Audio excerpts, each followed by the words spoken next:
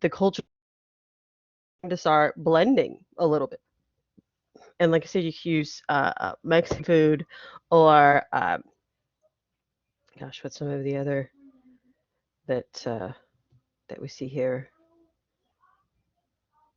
Music, for sure, right? The influence of African music into not just like the Caribbean and reggae and reggaeton in Mexico, but then, if you look at the roots of hip hop, there is a lot of African roots there, right? And it has to do with the beat. And then there's a combination. You can look at Native American music and its influence not just into country music, but also into the blues and into um, hip hop and R&B, right? So all of these are part of culture and they're blended usually, right? So when we say they serve as cultural intermediaries, they are living side by side with another culture, but the lines start to blur and they do start to take on attributes of the other culture, right? And this could be just in the way they dress. For example, if you're living out in the woods, if you're a fur trapper living out in the woods, you're probably not going to be all that impressed with London or Parisian fashion, right? You want to make sure that you can stay warm. And you know who knows how to stay warm? The Native Americans who've always lived there. So you start to dress like them, you start to eat like them, right? And vice versa. The Catholic religion starts to blend into Native Americans, and of course, you do have Catholic missionaries. They do come with the French, and they are regarded as, at least in the French case, a lot more compassionate. Okay. The Spanish missionaries, you do have cases in which they were very compassionate. In fact, you have the case of Bartolome de las Casas, who writes the crown, complains to the Pope about the treatment that these Native Americans are enduring. But then you also have Jesuit priests there who are exceptionally cruel. And Jesuit priests are part of a society, right? The Society of Priests of Jesus Christ, I believe, is their like official title. And this came out of the Catholic Reform. These were the priests that were involved in the Spanish Inquisition, and they are your hardest core fanatics, right? As Catholic priests go, they believe in torture. Most of the, well, if the accounts are to be believed from what we do have, there was a lot of very sadistic people who enjoyed inflicting pain in this order. But they were also fanatical, right? So we know that that comes along with that. So this is how the French are doing things. You don't see torture in the French spread of Catholicism. I'm sure there are individual cases where some things, went sideways, but for the most part, they generally want converts that are true converts. And you're going to see in American history when they have the Great Awakening and they're bringing converts in by fear. And there's a whole separate movement that says, you can't do that. When you force people to convert to a different belief system and it's life or death whether they do this, that's not a true convert to a belief system. You have to accept it. You have to come to terms with it on your own. So, you scare a population of Native Americans into becoming Christian, they're just going to pay lip service to you. They haven't fully accepted it. And that's a total perversion of the Bible anyway. We know that. But when it comes to the way the French are handling it, they seem to get more true conversions than the Spanish and the Portuguese. Okay. Oops. So European claims in North America. we're going to have some wars. And these are going to have serious impacts, not only on the map of North and South America, but on the Native Americans that are there. So right in the first map, we have territorial claims. The British, the French, the Spanish, and the Russians. We don't often think about that. But as you can see, right, the Russians over here are claiming parts of Alaska and even down the coast of what's now Canada into the US. The British claim Hudson Bay. They had a mariner that actually got lost, comes into Hudson Bay, claims this is British. Then you have the French exploration of the St. Lawrence Riverway and the Great Lakes area, and then down through the Mississippi. So the green being the French, the Spanish, again, Mexico, the American Southwest and Florida, Caribbean down here. But then we move past the French and Indian War, in which the French lose quite badly. And what you have left, the Russians are very not affected. The Spanish are affected. They lose Florida and a colony in the Caribbean. The English gain all of what was New France or Canada. They add it to their 13 colonies. And then here's the proclamation line of 1763, right?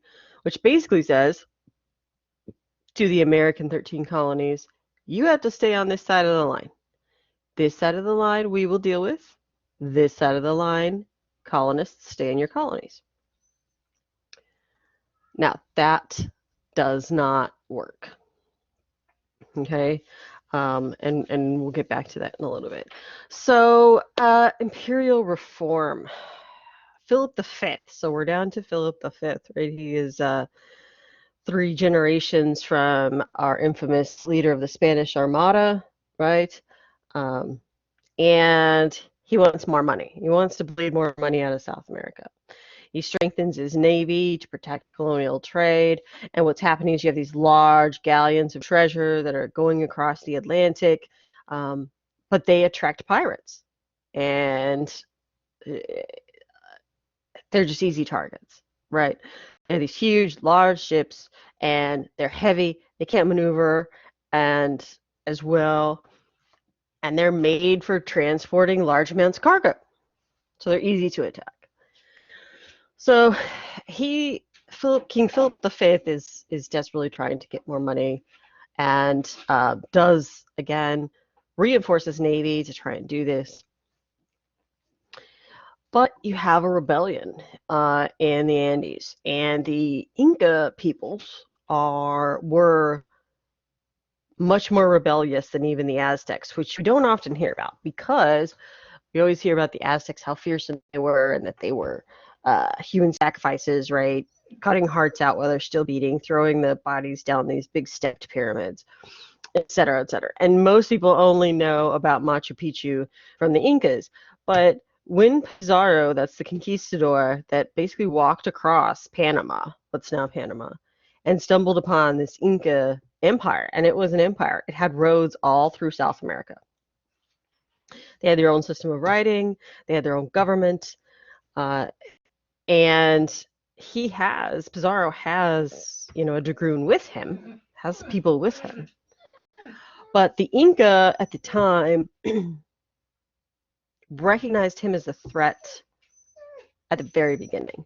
And as soon as he seeks an audience with the chief, he's ambushed. And it's only really kind of luck of the draw that and technology, right? Firearms, that he survives and the chief does not. And so he, quote unquote, conquers the Inca. But they are never as subdued as the Aztecs or any other of the Native American tribes in Mesoamerica. They were not under duress when the Spanish arrived. That's, when the Spanish arrived with the Aztecs, they had already suffered a famine for several years. They were the crops were failing. They had a solar eclipse, which doesn't have an impact. But to people who worship the sun, a solar eclipse is a huge event, right? So they were already weakened, and then with the introduction of smallpox, they were something like a third of the population that they normally were when the Spanish finally did arrive. The Incas were not under those pressures, and so they were much stronger. But this leads us to Tupac Amaru II, right? And yes, Tupac was named after him. His mother specifically said that, and Tupac's mother was um, very intelligent, as was he, and educated. But Tupac Amaru's member of the Inca aristocracy who saw this an invasion for what it was. Okay, and he knew that they were never going to be satisfied with the amount of silver. He leads a rebellion against the Spanish in Peru. They are forced to reevaluate. They have to send in more troops. Eventually, it is put down and he is killed. But things are not just rainbows and butterflies for them, right? Everything's not going as planned, put it that way. And it's requiring a lot more investment in protection, armed services, the Navy, etc., just to keep these colonies producing at the level the Spanish want them. Okay. Now, in British America, we are dealing with the ramifications of the English Civil War and the Glorious Revolution, which I'll go through in a minute. There's some pictures in Rio. Let me, and then I'm going to show you so we can kind of briefly talk about the Civil War. Sorry. Because I know we've talked about this before, but there's kind of the impacts on colonizations. So we talked about Charles I, and Charles I is an interesting character. He's hard to really understand. He's married to a princess of France, Henrietta Maria. He has 2 children. He has 2 boys and a daughter, I believe. And he is Protestant, but he wants to rule his country as an absolute monarch. And that is what's expected. But England is the first country that recognizes that constitutional monarchies work better. And the Magna Carta was signed in 1215, and that was the first document that limits monarch's power. So England and Great Britain, if you will, at this time, is not like France, Spain, Portugal, the Netherlands, the Holy Roman Empire, right? There are limits. There are legal documents that limit the power of the monarch. And Charles I doesn't really want to have anything to do with that. And again, he refuses to call Parliament. So in the years leading up to 1649, he's making a lot of enemies with parliamentarians. And again, these are very powerful people in the land. Parliament in Great Britain is made up of 2 houses, the House of Commons and the House of Lords. Excuse me. The House of Lords is hereditary. In other words, it's titled. If you are a lord, you have an obligation to serve as a member of Parliament. And the House of Commons are where people are elected from the different districts and regions. The power actually resides in the House of Commons. Okay, that's where most of the money, right, is dispersed. You have to go through the House of Commons. So you have the House of Lords, who are almost split down the middle in support of Charles I. You aren't going to see a lot of lords come out against him just because they are titled at the pleasure of the king.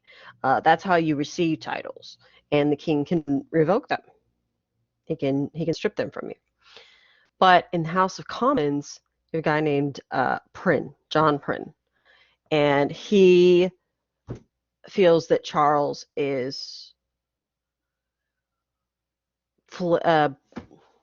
blatantly disregarding the laws of the land. Charles runs out of money, and he has to call Parliament. He has to get more money. So he calls Parliament, and this all goes on over a span of about 50 days. And he says, okay, I need more money.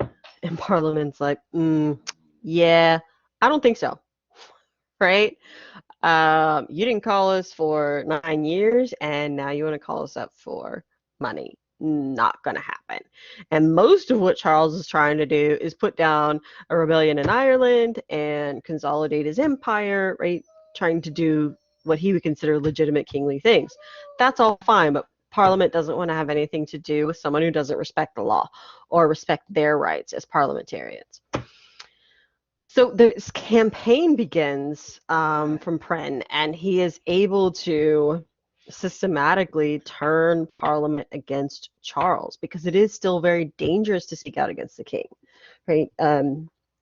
The king can label you a traitor and have you arrested. At least they thought so, right? As things escalate, Charles loses his head. And there were many times in which they could compromise. But one recent historian compared it to Donald Trump's administration versus Congress, right? And Congress is trying to, or vice versa, right? But neither side will listen. And so in this case, Charles is just almost unwilling to compromise at all. And there begins to be this very propaganda tool used. And a lot of the salacious material is being published about his wife, that she sleeps around, that Charles's first son, Charles II, is not his actually, it's her courtesan, her courtier. But to be fair, it was only ever this one courtier. It was always about him. So maybe there was some validity to it. We don't know, right? Where there's smoke, there might be fire. But regardless of this, Charles finally goes too far and issues writs of arrest for John Prynne and some of his people. He goes to Parliament, but the people he's seeking have been tipped off by the Queen's maid, who is actually a spy for Parliament. So they leave. They're unable to be found, and the Parliament openly disagrees with the king and does not denote the whereabouts of the people he seeks to arrest, and actually says that his arrest warrants are invalid. So this is a huge crisis, right? Nobody's told the king he can't arrest people before. And so they vote very shortly after that to put the man on trial for treason. And this is so kind of revolutionary in the time period that it's a foregone conclusion they're going to find him guilty, right? And so his family flees to France to go and stay with his wife's family. He is tried for treason, found guilty, and executed. They chop off his head in front of God and everybody. And so they have posed a monarch. Again, the next, right, is this Puritan Oliver Cromwell. They call this 9 years to 11 years, I'm sorry, English Commonwealth. That's the period of the English Commonwealth. But for this chapter's purposes, what's going on in America during this time? Not a whole lot. The English are pretty much ignoring their colonies. They have not been providing security, providing financial assurances, nothing. The colonies are pretty much on their own. And so the colonies, especially the Massachusetts Bay Colony, having set up the Mayflower Compact, are self-governing. And they are beginning to become more self-governing. When Cromwell dies, right, Parliament formally asks the monarch to come back. And Charles II is the son of the previous king, right? And he agrees to come back with his family. And they call this the Restoration. And under Charles II, you see the creation of the Restoration colonies. New York, New Jersey, Maryland, those in the mid-Atlantic or just south of New England area are called restoration colonies. They're created after the restoration of the monarchy. Okay, and so the restoration comes in, you start to see the development of these new colonies, you see more commerce coming in, the British Navy is coming in, helping to set these colonies up, you have more government intervention. So this is unusual for the colonists that have been there up until this time, right? This is 1660. They've been there for almost 50 years at this point. And I mean, it's welcome trade and commerce and support, but at the same time, the government tries to kind of clamp down on the laws. Charles II is broke, right? The treasury is almost depleted by what went on under Cromwell. So he needs money. And also on a side note, after they beheaded Charles I, they melted down all of the crown jewels. So they had to recreate them 12 years later when Charles II went through his coronation. So we don't even have the originals. That's how zealous they were, I guess you could say.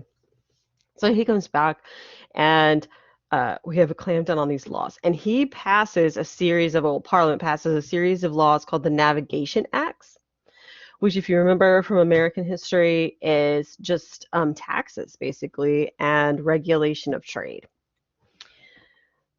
They chafe, right? American colonists are displeased with this, but on the other hand, they aren't enforced that much. Early ones, 1660s, right? These group of them. And Americans figure out, I mean, I call them Americans, they're British colonists, figure out that this is more like on paper. And they just smuggle, right? They just create a black market. The British colonies in North America are closer to trading with France and Spain and the Netherlands than the English are in England. So it's easy for them to smuggle in international goods and not pay taxes on them. And that's what they do. And this will bring about a lot of problems later. As we know, right? No taxation without representation. So they're starting to try to put some controls down on the American colonists, and it doesn't necessarily go well, right? And then James II causes a stir when he has a male child. His third child is male, and he's Catholic. So he's deposed. In the Glorious Revolution, this is his daughter, James II's daughter, Mary, and her husband, William of Orange, invade, right? Come with an army to invade England, and James II flees in exile. And you have the ruling monarchs of William and Mary over England until she dies. He dies first, but then she passes away in 1702, and then her sister takes the throne. They passed the English Bill of Rights, again, something that our American Bill of Rights are based off of, really. We can look at that a lot. So these are kind of the impacts that are happening in North America. And the other thing it mentioned is the French and Indian War. So just in case we don't remember, we jump forward, 50, 60 years. And the French and Indian War is actually a European war. It's called the 7 Years' War. So let me see here. Well, it's still too early.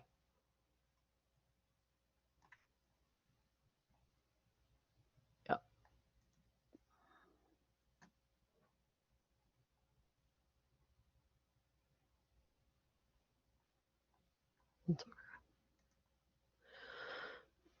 In the, let me stop sharing that. In the French and Indian War, it's an extension of wars in Europe, and especially over the Spanish Succession. But in North America, it takes on a new kind of broad conflict, and you have the French are allied with the Native Americans. So when we call it the French and Indian War, the British are fighting the French and the Indians, right? That the French are not fighting the Indians; they are their allies. So they ally themselves with the French, and you can understand why. They have a lot better relationships with the French. They have been able to live relatively peacefully with the French incursions into North America, but not so much with the British. Okay, the British have rubbed them the wrong way pretty much from the beginning. And the British and the French and the Spanish, for that matter, have been fighting over North America for a long time, back and forth, right? And you have, I know where it is, these series of small wars, which are,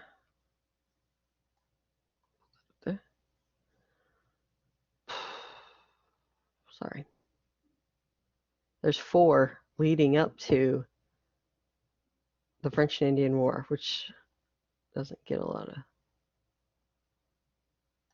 maybe it's this one. All right, let me share it with you. And again, I'm not sure your book talks about this. Okay. And again, this isn't, you don't have to copy this down. It's just kind of an explanation. Right. So we have the monarch, King William, right? And so this is the first of 4 wars that are fought in North America over things that have nothing to do with North America colonies, right? But it's this pushback of the British want to take more of North America, the French want to retain theirs, and as you see at the end of the war in 1697, nothing changes, right? Nothing in North America changes except that colonists died and there were raids, right? Then you have Queen Anne's War. Queen Anne's War is the extension of the Spanish Succession in Europe, and you have back and forth by the treaties of Utrecht in 1713.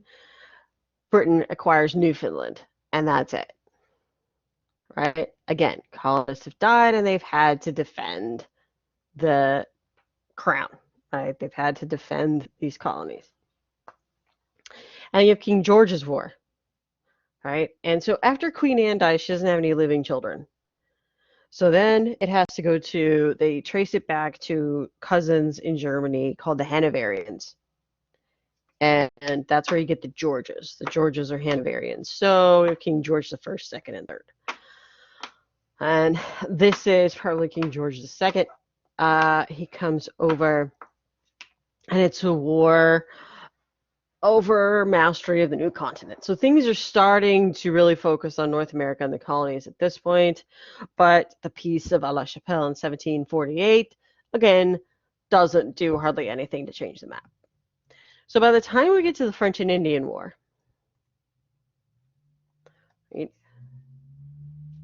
this is not new. The colonies have been fighting a series of wars, and they are tired of this. So French and Indian War goes from 1754 to 1763, okay, and or 1756 to 1763. The European powers decide they are all in on North America. In other words, they're going to do all the fighting in North America. It's for the North American continent. They're in it to win it, and they are going to end this once and for all, this argument back and forth over it. The British are successful. They defeat the French, the Native Americans, and then the Spanish. The Spanish decide to back the French financially and a little bit later on. So how does this affect the Americas? At this point, following the victory over the French and Indian War,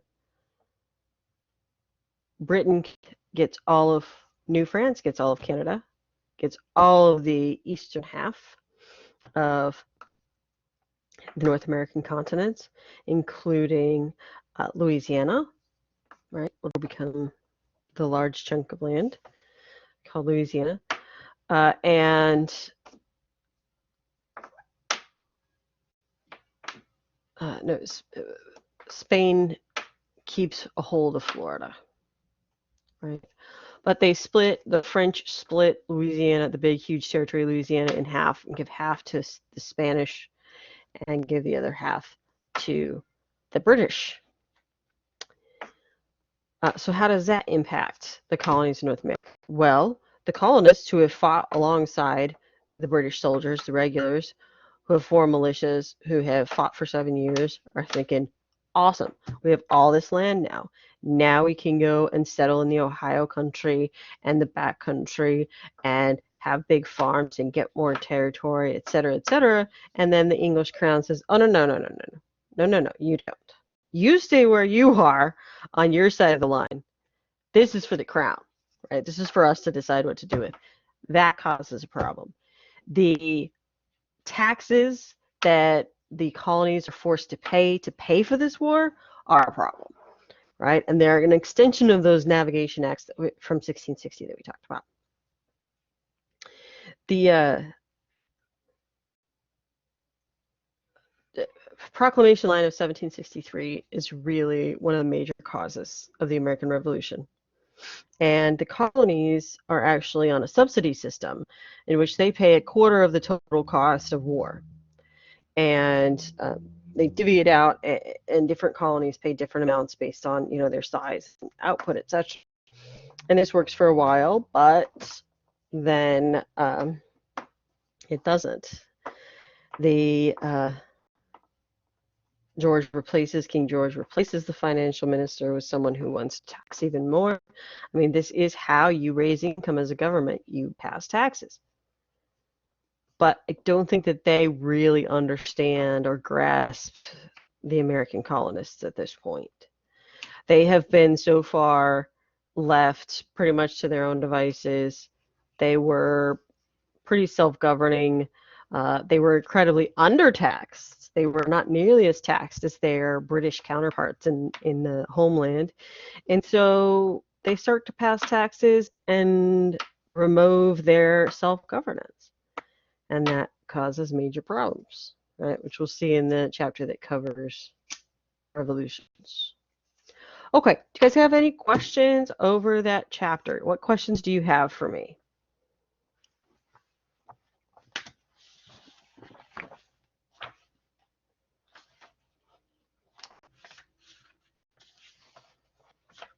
Don't all speak at once.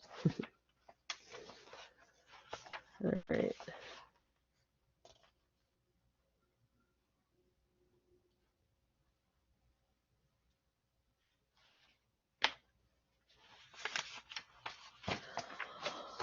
All right, so if that is, I guess I don't have any questions.